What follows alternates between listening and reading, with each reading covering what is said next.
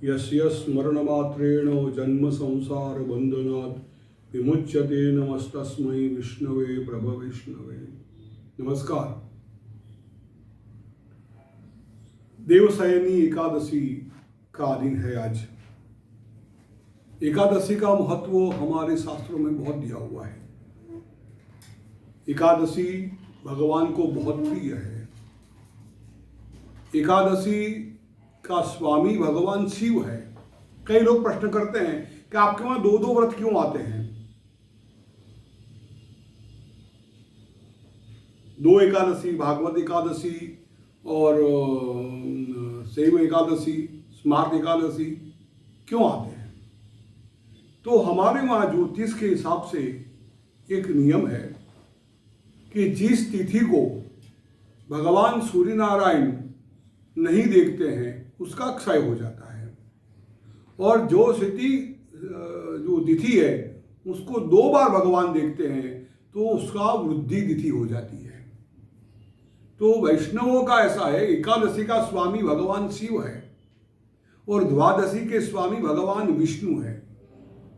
ये महत्व की बात है। तो वैष्णव है, वैष्णव संप्रदाय को जो मानते हैं, भगवान विष्णु को जो मानते हैं, वो द्वादशी व्यापिनी एकादशी लेते हैं, और शैव जो है वो सिर्फ एकादशी को ही महत्व देते हैं। बात कोई भी हो, दो में से एक दिन व्रत करना ही है। शैव और विष्णु एक ही बातें हैं, कोई अलग अलग बातें नहीं है। यह दिन चातुर्मास शुरू होता है। कर्क राशि में भगवान सूर्य जब प्रधान करते हैं तब आषाढ़ महीने की एकादशी को, आषाढ़ शुद्ध एकादशी को शयनी एकादशी कहते हैं। बहुत महत्व का है। चातुर्मास का प्रारंभ होता है।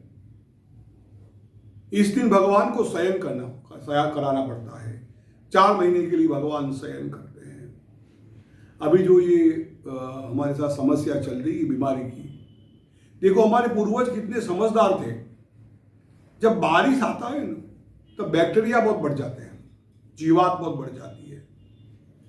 उस समय संयम पालना बहुत जरूरी होता है। संयम पालना, बैक्टीरियाओं की वजह से खाना पीना सब कंट्रोल करके, संयम करके अपने जीवन को चलाना चाहिए। 4 महीने ये जो चलेगा कार्तिक तक चलेगा, तुला के सूर्य आएंगे वहां तक ये चलेगा। तो एकादशी में, ये जो शयनी एकादशी है उसमें भगवान शयन करते हैं और शुभ कार्यों सब बंद हो जाते हैं। शादी यज्ञोपवीत जैसे कार्य जो है इस 4 महीने में नहीं होते हैं।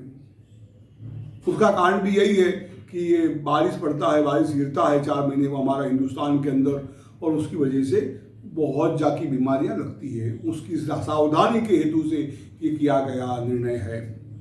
आचार्य लोग, साधु संत लोग परिभ्रमण भी नहीं करते हैं, बाहर निकलते नहीं है, एक ही जगह ठहरते हैं और वहां शामिल करते हैं। जिसको तेज पाना है, प्रतिष्ठा मान पाना है, उसके लिए एकादशी बहुत महत्व की है।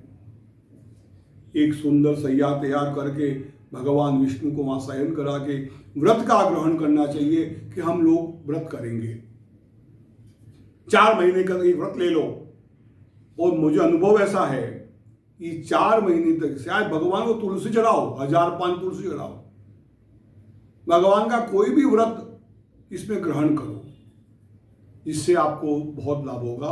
और एकादशी का व्रत करने से वास्तव में तो कैसा होता है, हमारे वहां सब छूट मिल गई है। बाकी नियम ऐसा है कि दशमी के दिन एक टाइम भोजन करना है, एकादशी निर्जला करनी है, और द्वादशी के दिन एक टाइम भोजन करना है। तब एकादशी का पूर्ण फल मिलता है। इसके अंदर हम लोग क्या इतना सारा फलाहार बना लेते हैं और बहुत लोग झापट जाते हैं। एकादशी को दुप्पट खाना, ऐसा कुछ किसी कवि ने कहा बना दी।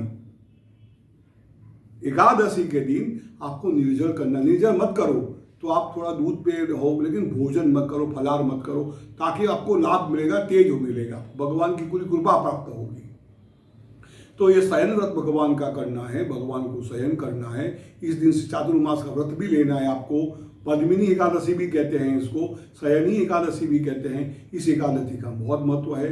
इस दिन जिसको प्रतिष्ठा पानी है, जिसको मान पाना है, जिसको तेज पाना है, जिसको अपनी बहुत व्यापकता बनानी है, उसके लिए ये व्रत बहुत उपकारकारी है। इस दिन भगवान विष्णु को आप पूजा कीजिए, भगवान शिव की पूजा कीजिए, जिस भगवान को मानते हैं, लेकिन विष्णु की पूजा का महत्व उस दिन ज़्यादा है।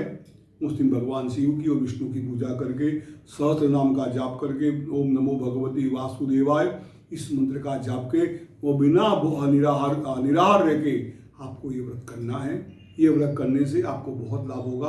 और उसके बाद जो चातुर्मास शुरू हो रहा है, हमारे सब व्रत त्यौहार इसी महीनों में आएंगे। आपके पास श्रावण आएगा, जन्माष्टमी आएगी, गणपति आएंगे, नवरात्रि आएगी, श्राद्ध आएंगे, दीपावली आएंगी। ये सब चातुर्मास में आते हैं और चातुर्मास में आदमी घर पे रहता है, अपने व्रतों को पालन करने के लिए नियम से वो घर में रहता है। इसलिए आपको भी ये एकादशी का व्रत करना है। एकादशी के दिन भगवान का एक सफ़ेद चादर बिछाकर भगवान का ध्यान करो, भगवान को शयन कराओ, भगवान के सामने भोग रखो, तुलसी से पूजा करो, विष्णु सहस्त्र नाम के पाठ, गोपाल सहस्त्र नाम के बाद, शिव सहस्त्र नाम के पाठ करके, रुद्री करके, महिम्न स्तोत्र का पाठ करके भी आप भगवान को शयन करा सकते हैं। एकादशी का व्रत कर सकते हैं। और एकादशी के दिन किसी को अन्न का दान मत दो। नियम है, दान दोगे तो भी पाप में पड़ोगे, इसे अन्न का दान मत करो। एकादशी के दिन दूध दो, फल दो, चलेगा, लेकिन इसका दान मत करना, अन्न का दान मत देना, अन्न का भोजन मत करना। और भगवत नामस्मरण करोगे तो आपको उसका फल मिलेगा।